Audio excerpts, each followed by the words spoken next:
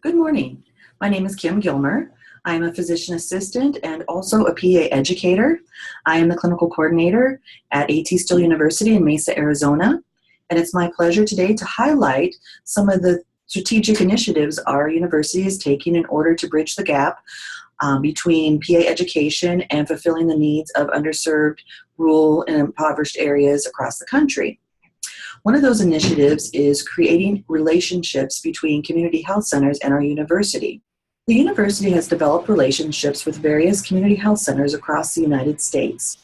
These areas are impoverished, they are underserved, they are rural, the access to medical care is many times lacking, and we see a lot of morbidity and mortality going on in these areas.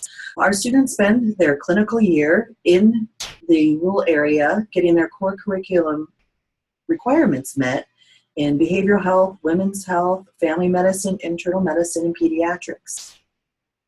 The hope is that when students are at one community health campus, they will be able to immerse themselves in the community, learn about the people, have opportunities for loan repayment, and also to really deliver that health care to a very impoverished area.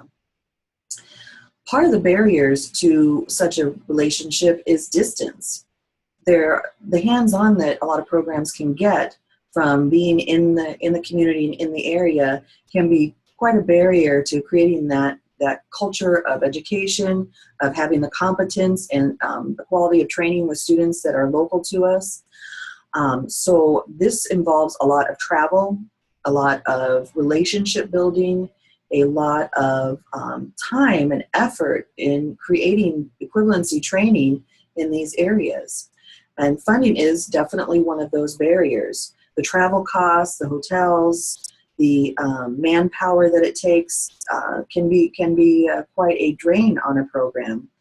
And so initiatives to receive grants and fundings in order to support that is extremely important and critical in maintaining and continuing the work that we're trying to do.